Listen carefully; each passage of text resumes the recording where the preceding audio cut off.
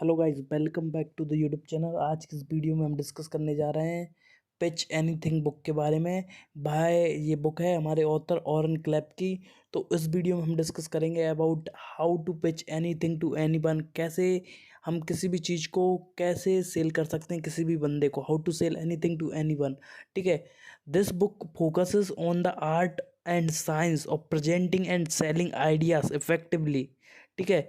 और हम इसमें डिस्कस करने जा रहे हैं कि टेक अवे कैसे हम किसी भी चीज़ को, किसी भी बंदे को कैसे सेल कर सकते हैं। ठीक है। और आज हमारा है डे 4775 हार्ड डे चैलेंज का। ठीक है। The first key take away from the book is frame control. ठीक है। फ्रेम कंट्रोल की फ्रेम को, जैसे कि कोई भी पिक्चर चलती है, जो एक डायरेक्टर रहता है, जो आपको दिखाना चाहता है ना, वो उस वे में शूट करता है। वो रिकॉर्ड बहुत सारी चीज़ करता है। जो आपको दिखाता है वो कट करता है और शो करता है। तो उसी वे में फ्रेम कंट्रोल सीन जाता है। The concept of frame control is central to the book. It involves establishing and maintaining control over the context and perception of a pitch. The one who controls the frame controls the outcome. ठीक है। जो frame को control करता है ना, जो pitch को control करता है ना, तो वो ही आउटकम को डिसाइड करता है। समझो कि आप आपके प्रोडक्ट के बारे में डिस्कस कर रहे हो। ठीक है। और आप सामने वाले की लाइफ से रिलेटेड क्वेश्चन पूछ रहे हो कि उनकी लाइफ में क्या दिक्कत आ रही है, मतलब आप इस प्रोडक्ट को क्यों बाय करना चाहते हो। उनने 2-4 पॉइंट बताए। ठीक है। अब उन 2-4 पॉइंट को लेकर अब आपको समझना है कि बाकी पॉइंट कैसे रहेंगे और आप कैसे उस चीज़ को पिच करोगे। जो भी प्रोडक्ट रहेगा उसको कैसे पिच करोगे कि उसका जो आप फ्रेम बन रही है उसके दिमाग में, कि वो उस प्रोडक्ट को यूज़ करेगा तो उसकी लाइफ बेटर कैसे होगी। तो यही फ्रेम आपको उसके माइंड में डालनी है। ठीक है। The one who control the frame get the outcome. ठीक है। तो वो ही आउटकम ले पाता है।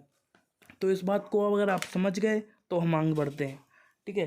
Second, hot cognitive button. Identify and target the emotional cognitive trigger that resonate with your audience. ठीक है। Understand what matters the most them can significantly enhance the effectiveness of your pitch. ठीक है। अब आपको ये चीज़ समझना होगा कि आप कोई भी चीज़ कर रहे हो। ठीक है। आपको इमोशनल ट्रिगर समझने पड़ेंगे, आपके ऑडियंस के, आपके क्लाइंट के, आपके कस्टमर के। अगर आप उन इमोशनल टॉपिक पे बात करोगे, उनको समझाओगे, तो automatically they are going to buy. ठीक है। People are emotional. They don't the think product are not sold on the logical basis. Product are sold on the emotional basis. ठीक है। तो आपने देखा होगा आईफोन, आईफोन का बहुत क्रेज चलता है। इमोशनल होके लोग बाय करते हैं क्योंकि वो उनकी लाइफ में कोई वैल्यू ऐड करेगा। ठीक है। उससे बेटर फीचर बाकी फ़ोन देते हैं। 30-40 हज़ार रुपये में आपको एक से चढ़ते एक फ़ोन मिल जाएंगे। उनकी स्पीड, रैम, रोम सब मस्त मिल जाएगा। बट आईफोन क्यों खरीदते हैं? उनकी लाइफ में एक इमोशनल टच हो जाता है कि लोग क्या सोचेंगे। तो वो ही आपको वैल्यू ऐड करनी है। ठीक है। इमोशनल। ठीक है। Third, key setting the stage. Begin your pitch with an attention grabbing statement और इंट्रोडक्शन। ठीक है। Setting the stage effectively capture the audience interest and curiosity. ठीक है। अब कोई भी आप स्टेज पे हो, आपको आप जो भी प्रेजेंटेशन दे रहे हो ना, आप कोई भी प्रोडक्ट को सेल कर रहे हो एक स्टेज पे जाके, तो आपको प्रॉपर अटेंशन ग्रैब करके स्टेटमेंट और जो इंट्रोडक्शन रहेगा ना, उसको इतना फाड़ू बनाना है ना कि लोग जो भी सोच रहे हो ना, वो सोचना बंद करके आपके ऊपर ध्यान दें। ठीक है। That means setting the stage. और एक बार आप स्टेज सेट कर लेते हो ना, तो ऑटोमेटिकली जो भी आप बोलने वाले हो ना, उनका प्रॉपर ध्यान देंगे और आपका एक इफेक्ट अलग ही जाएगा। ठीक है। Fourth, creating tension. ठीक है। टेंशन हमको क्यों क्रिएट करनी है? टेंशन हमको इसलिए क्रिएट करनी है क्योंकि सामने वाला जल्दी डिसीजन ले। Introduce an element of tension conflict in your speech. Tension engage audience and makes your pitch more memorable.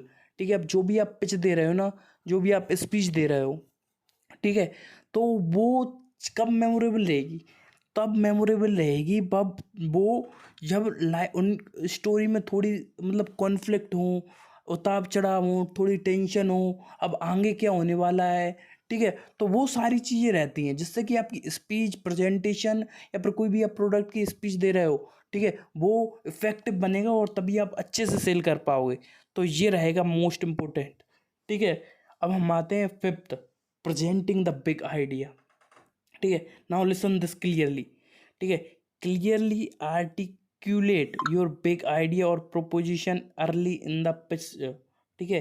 Clearly conveying the core message help your audience grasp the significance of your pitch. समझो इस बात को, ठीक है। जो भी आपका बड़ा आइडिया है ना, उसको प्रॉपर प्रोपोजिशन के साथ अर्ली इन द पिच आपको क्लियरली बताना है, ठीक है।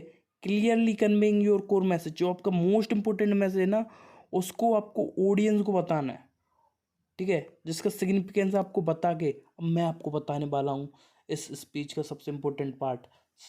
नाउ लिसन हियर सब एवरीवन, ठीक है। उस वे में आप कर सकते हो, ठीक है। The sixth point is time constraint.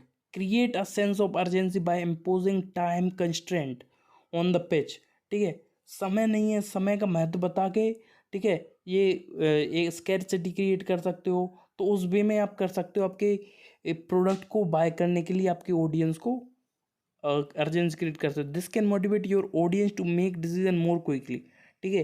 A sense of urgency, आप कोई प्रोडक्ट सेल कर रहे हो ना, और अगर आपकी स्पीच को भी शानदार बनाना चाहते हो, तो आपको ये बात ध्यान रखना है कि आपको सेंस ऑफ अर्जेंसी क्रिएट करना ही है। एक बार वो आप अर्जेंसी क्रिएट करो तो एक ऑटोमेटिकली आपकी वो रहती है ना, स्पीच भी बहुत अगर कोई स्पीच दे रहे हो तो वो भी बहुत शानदार जाएगी, और अगर आप कोई प्रोडक्ट सेल कर रहे हो वो भी आपका शानदार वे में बिक जाएगा, ठीक है। 7 social dynamics. Understand and leverage social dynamics during a pitch. Recognise power place hierarchies and a group of dynamics to navigate your way through the presentation effectively, ठीक है।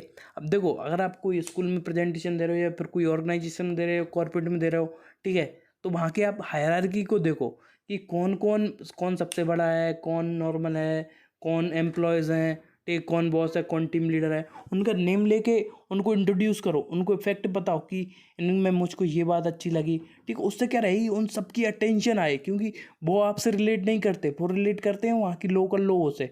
और लोकल लोगों के बारे में आप बात करोगे ना, तो ऑटोमेटिकली आपकी स्पीच और पिच बहुत शानदार हो जाएगी, ठीक है। Eighth, anchoring. Use anchoring to your advantage by introducing high और low numbers early in the negotiation. This can influence how your audience perceive subsequent information, ठीक है। एंकरिंग बहुत बड़ा इंपॉर्टेंट रहता है, ठीक है। छोटे नंबर से स्टार्ट करना, बड़े नंबर पे खेलोगे, ठीक है। Ninth, creating leverage. Establish your expertise and credibility. Starting में आपको अपनी आप एक्सपर्ट हो ये शो करना है, ठीक है। आप रिलायबल हो, आप क्रेडिबल हो, ये क्रिएट करना है। Demonstrating that you are an expert in your field can create leverage during negotiation, ठीक है। अब नेगोशिएशन का टाइम आएगा ना, आपके प्रोडक्ट को आपको नेगोशिएट करना नहीं पड़ेगा, अगर आप स्टार्टिंग में आपको ऐसा एक्सपर्ट बताते हो, ठीक है। और वो आपको हेल्प करेगा आगे चल के अच्छी बेटर सेल्स करने में, ठीक है। एक्सपर्टीज और क्रेडिबिलिटी आपको लेवरेज करेगा नेगोशिएशन में, ठीक है। Tenth, handling objection. This is one of the most important and most people get stuck in this. बहुत सारे लोग स्टक हो जाते हैं हैंडलिंग ऑब्जेक्शन, ठीक है। Be prepare to handle objection gracefully, ठीक है। आपके प्रोडक्ट से रिलेटेड, आपकी स्पीच से रिलेटेड, आप कोई भी टॉपिक पे बात करो ना, उससे रिलेटेड जो लोग क्वेश्चन पूछ सकते हैं उससे रिलेटेड पहले ही प्रिपेयर्ड रहो। ऐसा नहीं कि आपने स्पीच तैयार कर ली और जाके बोलने लगे और किसी ने कोई क्वेश्चन पूछा और फिर गुम हो गए।